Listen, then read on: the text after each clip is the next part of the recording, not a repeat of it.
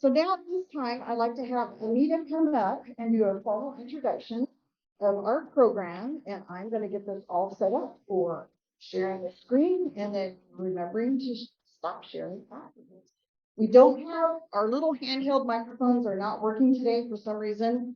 So shout out your questions afterwards and she will repeat them for our viewers.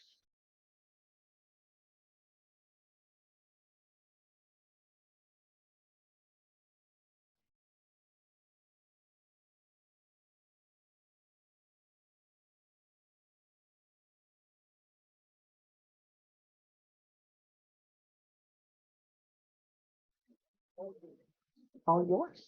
Thank you very much. I'm so excited to be able to introduce Julia. And Julia saw she came here in September. She can understand why you feel to speak. And I feel like her do that. I wanted to be what's connected to her initiatives, plans, and who just really trust and help with her. And that's, I think that's the best thing I could say is that I'm so impressed and your connection with the city council and supporting the city council that I'm so I've never seen it out here. All the years I've been here, so I'm fortunate.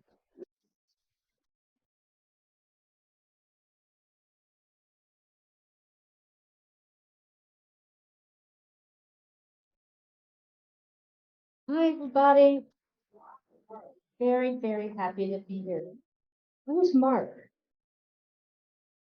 Mark, were you the gentleman that texted me and asked me to come? Okay. Well, it's very nice to see you face to face. I'm sorry we couldn't have connected more. Um, I gotta say that I moved here, so I closed on my house September 16th. I started work for the city on September 19th and quickly was able to meet Anita, and we have had some fun times. Recently, we were at breakfast, and I think we did a lot more laughing and talking than talked about work, but it was great. And I was just thinking because also Sherry is here, and certainly we are kindred spirits without a doubt. And, I've only been here 6, 7 months, and to already feel very connected to people and to feel embraced and welcomed. That says so much, right? About this town and about Greeley. So thank you. So in terms of my background, it was funny. I thought as I was coming over here, I thought you'll say that I'm a daughter. My father worked for the State University of New York. My mother was a teacher. I mean, where do we start? I was born in Tampa, Florida. I was 8 pounds. Anyway, but it's probably not super relevant to what we're going to talk about. Um, I will say, I was talking to someone else about this, and I think it's hitting home more now because the last 2 weeks been unbelievable in terms of my mom's health and my mother-in-law's health. My mom is 84. She fell a week and a half ago. She broke her hip. She had surgery. She's in rehab, and going home, and yet still not walking. Right? So she's trying so hard, but it's been a series of hospitalizations recently, and then my mother-in-law 1 week ago, we had a family conference about is she going to try one more procedure or go to hospice? And she wanted to go to hospice. And people really encouraged her, please try. I got to tell you a miracle out of it. She tried. She is home. She's home. I mean, she has necrotic pancreatitis. So fortunately, the surgery worked. So as I, kind of go through those things, I think a lot about how incredibly important it is to always let people know how much you love them on a daily basis, right? Because you never know. Right? Life is short and it's unpredictable. And also that I always have felt this like need to try to short time here and don't want to have wasted it. So, you know, that was very, very present for me. And that's always been there, but more present now than previously. Um, I studied social work at the University of Chicago. I graduated in 2000. My focus was working with people who are dealing with serious mental health issues. Um, I also did a lot of social work in the macro track. And my original vision, you know, it was a very realistic and perhaps unrealistic. When I came out, right, I thought I was going to bring like psychoanalysis to people living on the street. It's ridiculous, but anyway, they knew they didn't have access, right, to uh, those kind of mental health options that other people did. So I did that for a couple of years. I worked at a community mental health center, and I learned so much that sort of solidified everything I learned in school.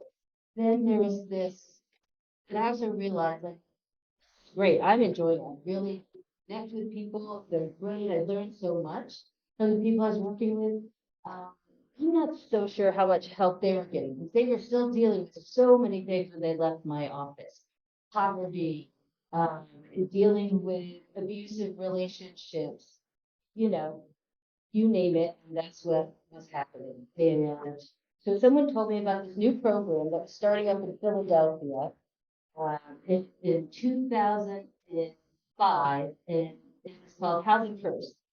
And because in Philadelphia, in their homeless service system at that point, they had different shelters, the 24-hour shelters. They had outreach. They also had several kind of more group home type places and transitional housing, and great helping many, many people. It was fabulous, but there's certainly this more kind of hardcore group that just would maybe start there in one of those programs and just fall out for a variety of reasons. And so this program was really designed to focus on that group. And one of the reasons is because they wouldn't be able to get off the street and get into housing if we didn't use that model, at least based on right what we had seen so far. And also, there was a study done by Dennis Culhane at the University of Pennsylvania. Anyone wants it, happy to send it to you. And it was really the first kind of groundbreaking article to show that that subgroup within the homeless population was about 20% of the total, using somewhere, I think, like 75% of all the resources. So even though they're on the street, they're going to hospitals, emergency rooms, you know, getting locked up for, you know, public urination, things along those lines, and over and over again. So, and so what he did is they implemented the housing first model. And they've been able to show that the reduction in cost is it's almost 65% for each person served. And because you know, when people don't have insurance in there, or they're going to jail, or even just our fire department having to go and deal with something that's really not what they're made for, um, those costs are going to be passed on one way or the other to our community. Our fire department here told me that 14% of their calls are related to things not something a fire department would normally be doing, and a lot of it's related to people experiencing homelessness. Each day, 30 minutes of the fire department going out is a $10,000. So imagine if we could reduce that even by half. So that was a big reason, sorry, that was a big reason that housing first started to take off, because I believe most people are incredibly compassionate and do not want to see someone on the street. But especially with our local officials and other leaders having to balance, you know, everybody's needs, when they were able to see that it would save their community, everyone in the community at those costs, that's when it started to kind of proliferate across the country. So join that team. I started as a case manager working on the streets of Philadelphia and with people who've been out there 10 years, 15 years, dealing with untreated schizophrenia, bipolar disorder, horrible medical issues. And it was amazing. We did really, really well because we implemented the model the way it's laid out and the way that SAMHSA, who has declared it evidence-based practice. So this, if you're doing this, these are the benchmarks you must be meeting.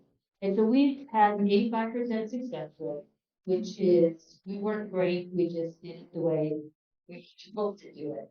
So we started with one team, we ended up with 4 teams, I ended up becoming their clinical director, and it was just a phenomenal experience. During that experience, I got to meet Dr. Samson Maris. He is the creator of the Housing First model, and I'm so fortunate to say one of my very best friends and mentor.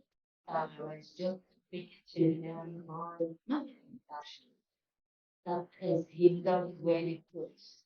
It's 37th year, right? Dr. Samson Maris. So but, and so through that experience, he was really getting a lot of calls and people wanting to implement housing first across the country. And there's a huge project in Canada run by the Mental Health Commission of Canada. It's the largest research demonstration project of its kind. And there's 5 cities, 5 cities. We had what's the first one? Nova Scotia. Moncton. So we had Moncton, we had Toronto, we had Winnipeg, Montreal, and Vancouver. And in each city, they did treatment as usual and then housing first. And what they found is not that treatment as usual doesn't work, but their success rate's more about 60% because this population tend to fall out and they're it took longer, right, to get people out. So, and they also showed the same cost of. So that was just an incredible experience. It's also very interesting to see some Canada's social service system versus ours. And, you know, there's things that are perhaps easier there in some ways. And also, we have a very large contract with the VA. As they were really moving their huge ship towards the housing first model.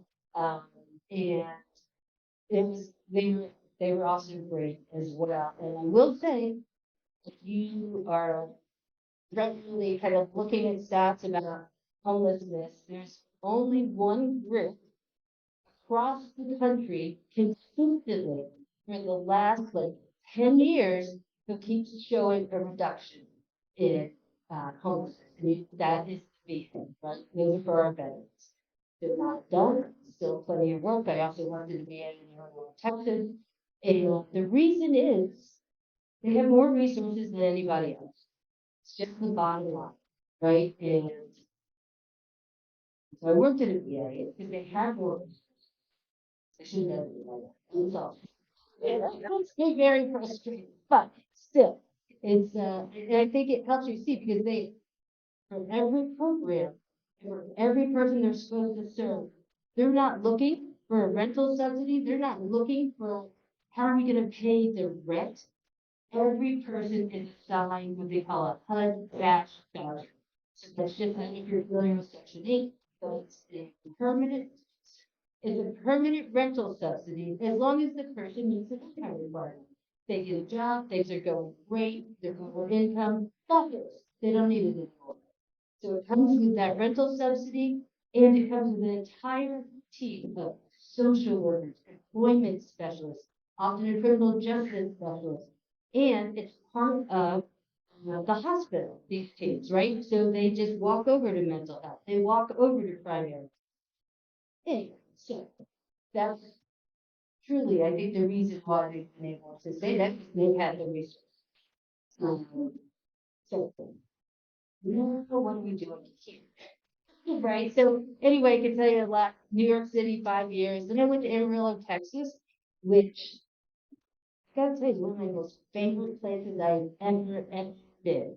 Right? People are probably surprised by it. And it might have to do with, so, said, my second husband, we met there, Scott Kitten, and greatest, greatest love of my life, and I am so lucky to have met him. So, that would be one of the reasons I love Maryland so much. Um, And I gotta tell you, there's a lot of similarities between Amarillo and Greeley. Uh, Amarillo is fairly conservative, right? They did not vote for LBJ. They were the only place in Texas who did not. And also, they really want to have smaller government. They believe that's the right thing to do. And, for very reasonable reasons. They come from lots of agriculture. My husband, who was in Lubbock, came from a couple generations of cotton farmers, right, in West Texas. Holy smokes, I grew up in suburbia, upstate New York. So hard what they did. It's been just incredible. And he has so many more skills. I have two older brothers who are super smart and made a lot of money, and they don't know half the stuff my husband does. Yeah. So, um, and yet they also were very concerned about homelessness. And the mayor there, Mayor Nelson, incredibly compassionate person, really comes from her faith, and also super smart. She's a lawyer. When we were able to talk about the cost benefit analysis, she said, okay, let's try and talk about it. And things are going great. We're reducing homelessness, we reduced chronic homelessness, and it's like 13% in like the first 18 months. Nothing I did, I just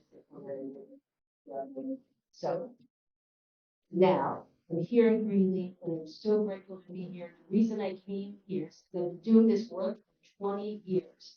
And I met with city manager Raymond Lee.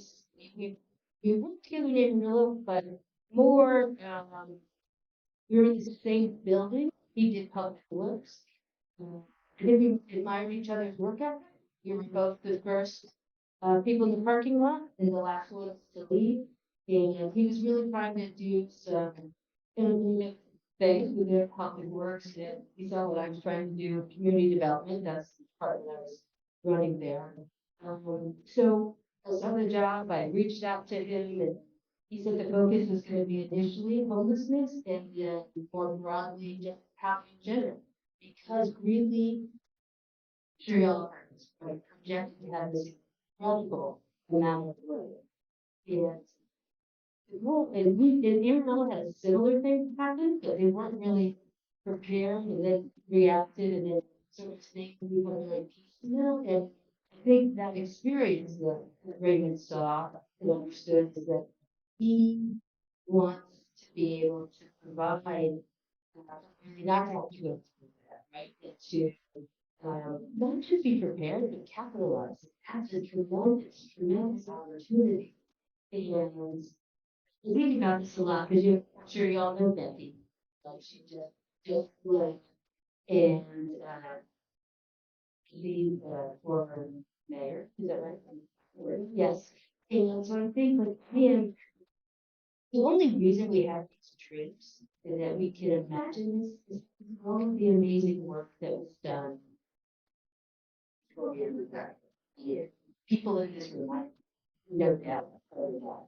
So I came here because I think it's just to be a part of that the community that gets to really do that and kind of do it right, do different than what we saw at places. And also the homeless numbers, which we're going to get into. Uh, Believe it or not, we really will. Are big, right, for people here, for sure. It feels very intense. But compared to other places I worked, right? Your city, Los Angeles, Vancouver, those are thousands. The numbers are in the thousands, and it feels overwhelming. It feels as if, sure, we start a program and that's good. You got one spoonful of the water out of the bathtub. It's already, the bottle's still flowing. And here, we just had our last point in time count, and we know it's an undercount. The total is 308 people. It's really, people love that. I'm gonna say it. That's my goal. I believe you always shoot for like number one. If you're going to play in the Super Bowl, you're not like, gosh, I hope I get within 2 points of that win. No, no, no. Win. Okay, so let's get into it a little bit. So these are numbers just for really 2023. We do know these are an undercount. So in terms of our total, 308. The number, oh, the number that is we're going to be focusing on is the most complex needs, the folks under chronically homeless, right? So 73. Last year, I believe it was 62, it's either 62 or 63. 73, I would imagine it's probably closer to 90 for people with that definition. And the reason the city is going to focus on that group is really because we're kind of doing a demonstration project. Really show what you need to do if you're going to be implementing Housing First, right? Which Housing First is focused on that population. And and Dr. James Barris is a consultant with us, and we're going to be doing case conferencing every month. Not just for the team we're starting up, but also for the community. He will also be coming here and doing trainings because many people have talked about they are interested in Housing First, and so that's great, but people need to understand what it takes. Oh, oh shoot. That Northern Colorado Continuum of Care, that's where I got these numbers. And that is our local convening group here. And they're responsible for once a year applying to HUD for a grant for all of the people doing homeless services within well in their locale. And that's a link. If anybody wants a copy of this, happy to send it out. They get a lot of good information. You know, a little bit dyslexic, apparently in my movie. Too. Can I go? There we go. So, those two folks are people I worked with in Amarillo, Texas. The gentleman, his name is Randall. His pup is Tinkerbell, and the person who's next to him is Janet. They were homeless. Randall was 12 years, and she was 7. Um, they were amazing. They came into our program that we call Coming Home, and they did very well. Was it perfect? No. Did Randall have some hoarding issues? Yes. Did the team have to go and make sure they were seeing him a couple times a week? So it did not get out of control? 100%. Did he sometimes avoid us because he knew we were going to be showing up? That's absolutely right. And so, you know what we did? We went back the next day, right? Because he had scheduled home visits. He wasn't there, we go back. And he always, it was hard for him. He had suffered so many losses. He was essentially on the street since he was in 8th grade. Yeah, very, very limited family support. They all had their own issues they were dealing with. So, um, and we focused on them again to help understand that whole cost benefit analysis. And we'll get back to that in a minute. So in terms of funding sources for these services, right, coming from HUD, we have our housing authorities. They're the ones who provide vouchers. They can certainly provide vouchers for agencies that are working with people who are homeless. We have the continuum of care. That's that group I was just talking about. And then the community development block grant and the home grant, which will be transitioning into my shop and kind of look at how we've been utilizing it, just making sure we're going to maximize because those can be great. There's small amounts, but every bit counts. Most of the funding outside of getting foundation dollars is coming from the COC. I did just a little math and I did check it with the people who are running the continuum of care.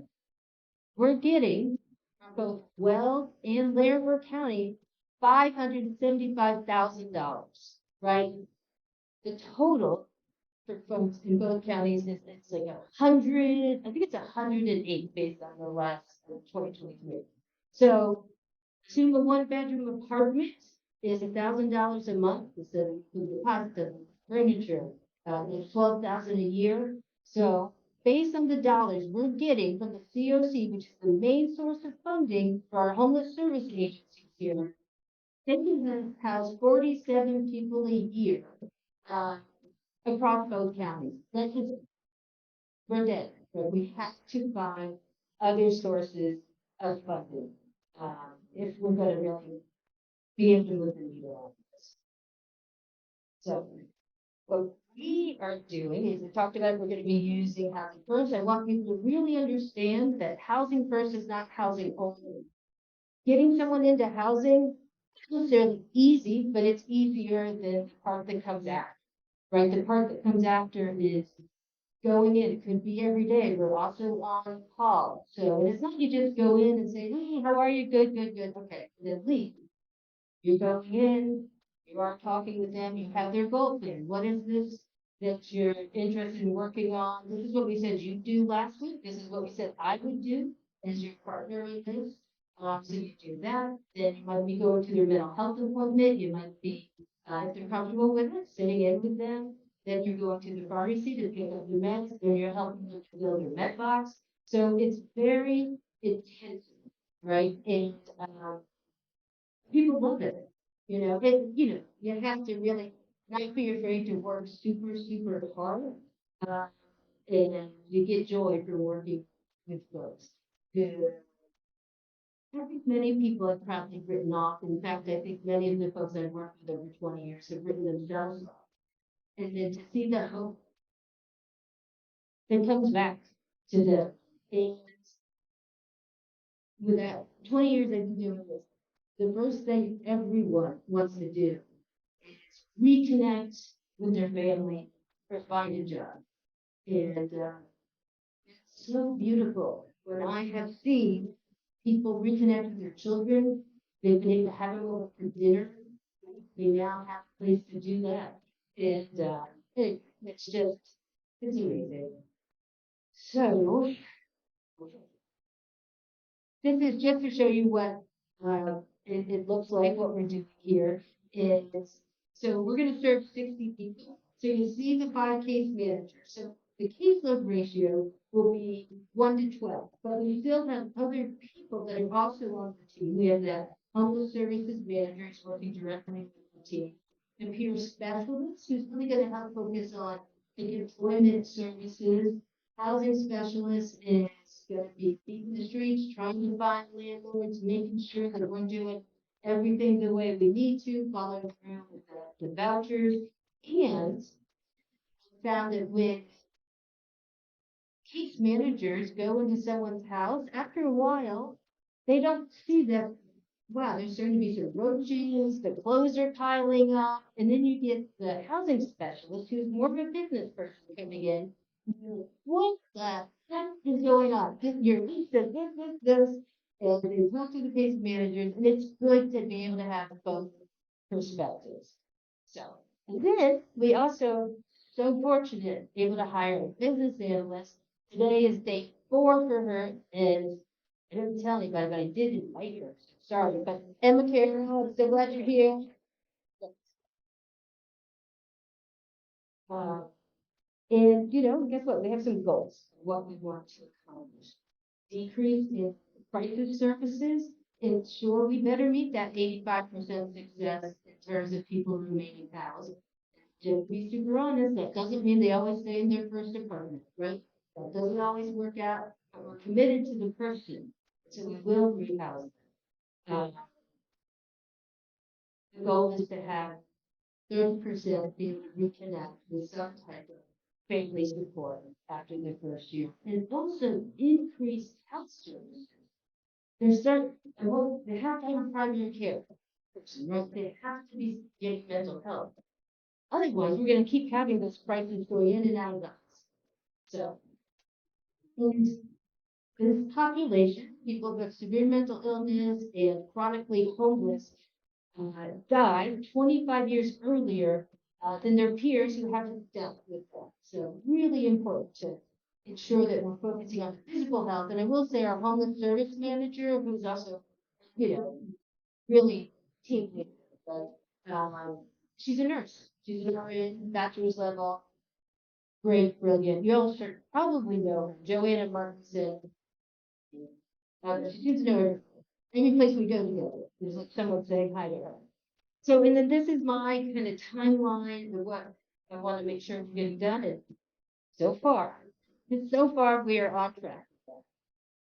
You know, that these are just some other goals that we have. And I will say that the encampment cleanup process uh, is we have that set now. There's a portal, and we will be advertising it to the community. There's a portal where anybody can go to if they have a concern about an encampment or you know, if there's someone who's like homelessness and there's a lot of stuff happening. You can go there and then it gets triggered and sent to Public Works, to my team, to, you know, Greeley Police Department. And we have a matrix of risk that we've created, and we all have to go out there. And then within, I think we have within 72 hours, we have to meet and decide, you know, what are the next steps. And also get back to the person. We get back to the person who actually has requested us to do something about it. And the thing that's hard, I totally understand what businesses to not have people camping in front of their business. Why we can't have people down at the river gets polluted. They often are going to die if the river is rising. That's what the team has been doing the past couple of days, going down there and saying, come on, let's go, you're right. And at the same time, when it's not winter time for people, not families, right, or not women, there's no place for them to go. They can go to the Housing Navigation Center during the day, but then at night it's so question I keep thinking about is, you know, and obviously this is up to the community, right? Uh, what the community wants to build a shelter. 365 days a year. For 15 million, right? It's kind of what we were thinking. And 2 years, get it done is that, it could be longer. Or,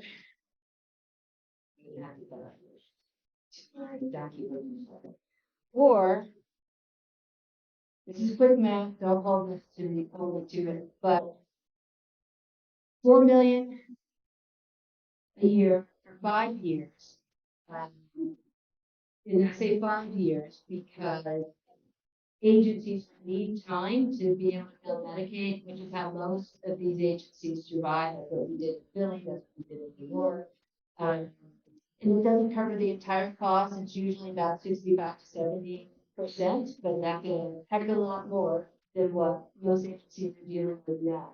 And so the idea is if we can get funders, right, it won't just be one, to agree to do this, and if people are able to make that transition over to Medicaid, the sooner they do it, they'll get a bonus, right? And you know, like I said, is it the impossible dream? I don't just think that. And this, I don't, I'm going to go back to this. The prevention is key. If we do all of that and we don't focus on the prevention piece, you know, it's not going to matter, right? You got to close the front door. Um, and I learned something from, I don't know if y'all know Justin Brown, who's the head of DHS for the state of Oklahoma, and he created this sort of image. We know that's him. He didn't create him, but using that as a method, that oftentimes, you know, people are going along, right? Maybe it's a struggle, right? Not really living a super wealthy life, but doing just fine. Medical issue happens. Do you stay home with your child and risk losing your job? Um, do you got short that month because you had your car repaired? Pay rent, big family. So if we can help identify those little things are happening, because once someone hits homelessness, the shelter's so much harder to get back. So if they can't see, but anyway, so say they're close to the finish line and that happens, I don't want them to have to go all the way back to zero to start. And I don't, and that's more costly. It's so many different parts. So, but that is absolutely key. And it's what the county has really been working on. But I do think there's a need to identify people sooner before even getting the addiction notice. So, all right. So going back to Randall, Janet Ritter, on housing is Randall had he had reconnected with his sister who was living in Dallas, and so he was staying with her, but he did pass away this year. He never returned back to homelessness, and that's kind of gets the whole 25 uh, down 25 years earlier than your peers who did. Like I can tell you, as a team, we would always be very concerned. Tink, I mean, Tink is old. You can tell that. Like, and so if Tink passed away, what was going to happen to Brandon? Because Tink came first for everything. And, but sister took Tink, right? And, but, the bottom line was it's a gift for me. My life is enhanced that I've been able to know. Right? I've always learned something. So that's it. Thank you all for listening. And, if anybody has any questions, and actually I talked way too long. I'm so sorry. I know you want to get out of here at 1:15. Okay. Sure. Uh-oh. Mayor Norman. Oh, no, stand up. One of the things I was concerned about when basically my past experience was how do we put the economics together and that United Way Board, work with the county, there are lots of programs going. How do we get them together? How do we get one set of goals, have everybody working safe things? That when we started the combination of fire, police, and mental health in one unit going out and picking keeping the honor of people from going to jail for nothing, there's no place else to go. So how are we coordinating all of this and have we developed goals that we can put economic, saving this much for fire, we're saving this much for police. So show the economics is we're spending less money doing this than we would if we don't. So Those are the kind of things about. well, and absolutely, right? It has to um, make sense for everyone. It can't just be throwing money and we have no idea if it's working or not. And so we have contracts with the University of North Colorado, their social research lab, and they're doing a 2-year cost benefit analysis on this program to see does it do what we're saying it does. And in terms of coordination, um, you know, I am still getting connected with people, but I do have a very strong relationship with Melanie and Sean from the United Way. They've just been amazing. I gotta say, when we had terrible storm, which hashtag you know Colorado it's down at 35 below zero at time, um, we all came together, right? We were all doing outreach. Salvation Army was out there. Mark Howard from Catholic Charities was there, and everybody was pitching in. The issue that I've seen is we have Wells Way Home, and there's lots and lots of different committees. And um, well, not, and so I think that we have to find a way to use those with more action. I think their plans make a lot of sense, but I think that we need to help get more active. And I know Melanie is a really smart woman, and she's going to do a great job. She's been there 6 months, right? And that's a huge transition, especially to take over from a leader so well respected in the community. Been there, how long has Miss Janine been? So, so I think that I think that will take time. In terms of the county, we have started to meet their case management team. And I will say, one of the things we've all talked about is we're not concerned at this point about duplication of services because there's not enough services, right? The most important thing is how are we going to be collaborating, communicating to make sure the way we are working together is really maximizing for the people we're serving. Um, I have a document that I'm working on that I will be presenting to our council. And it's not so much a city strategic plan, it's more like, this is what we're doing, these are our goals, these are really big gaps, right? That I see, like right now, in terms of outreach, there's one person who goes out once a week. And so that's just, it's not enough, right? That person probably be better going to see people in their home and helping them stay in their home, but at the same time, we need outreach. So that's obviously one of the gaps. And I hope to get, feedback both from the council, of course, and then use that and help bring those partners together. Is this something like what can we do about this? Or where is this already being worked on? And that maybe we don't need to focus on. Yes, ma'am. Would you be available to stay after? I can stay, sure. In your presentation, you used the word funders. I wondered if you meant by funders individuals or institutions or both. All I can say, um, so, getting the Medicaid to cover the case management costs, right? And it's been, I mean, we did it in Philadelphia, we had to have 6.5 billable hours every day, every case manager to break even. And we had to have an hour like meeting, some people are maybe want to have lunch.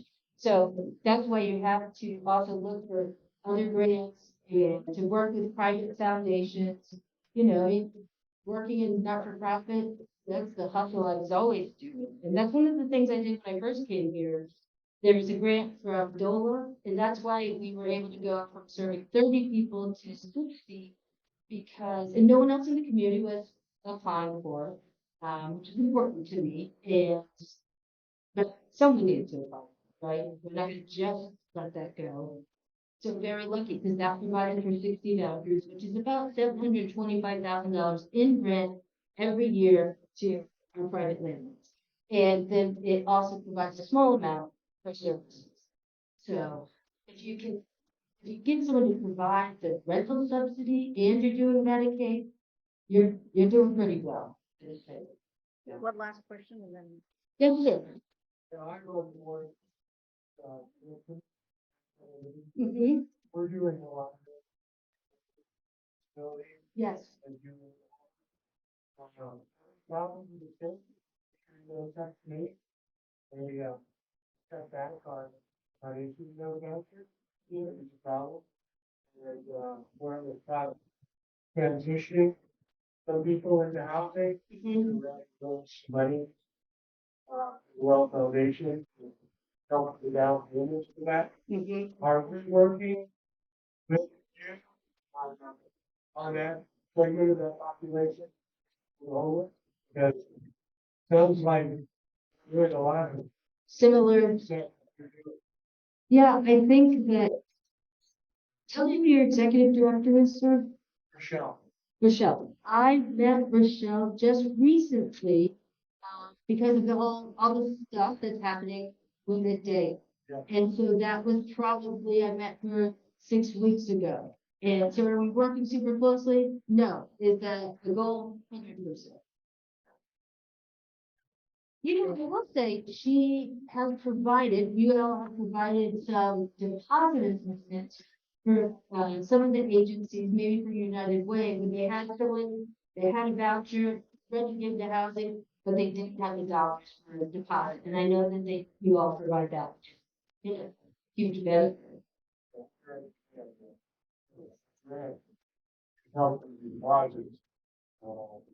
And, the state's pulling back on issuing Section 8 housing vouchers. It's probably that there are people that want to participate in the program, try and help them find housing. Right. You have to have the voucher. Yeah, You have to have it. Okay, so there's two things I want to say is that we have a really well housing authority. Who, as everyone says, oh, super long wait list and all of this. That's true. They also have many vouchers that are not full. They've been going through, they've had people turn over, they've had people who got really sick. And so I recently was fortunate to be selected to join the board. And I have asked the board if they would please be willing to have a work session. And I've asked our homeless service providers to come in and talk about what they're doing, because at this point, the housing authority has been uncomfortable really issuing vouchers to people with that. And so I'm glad you spoke up, and it sounds like I need to ask Michelle to come as well to that, right? Okay. Yeah. Classification of services, because we're very Right. for this bill, which is a whole other ballgame. You know, city require an apartment building, bring in so many built 2 bedroom units, and then they go ahead and rent them around and say, so they're not available. So, You are 100% right. And that, I mean, we do not have enough of those kind of units, right? And we have to do better. We have to do better. All right. Thank you very much. She will be there for a few minutes after if there's more questions. I know some people have to get back to work. And as a thank you for your program today, the Soul Comfort Animal will be going to UC Health Paramedic Division for anybody in distress. And the tag on this says the stuffed animal wants to help you when things are hard. Snuggle with it and you'll feel a little love and caring. Comfort Animal is given to you by Greeley Centennial Rotary in honor of Juliana Kitten, who was our presenter with today's date. And on the back is our 4-way test. So thank you very much for coming today. Thank for you all of your so much. information. And I'm so happy that that's happening. Well, yeah, somebody in distress will appreciate that. Thank you again.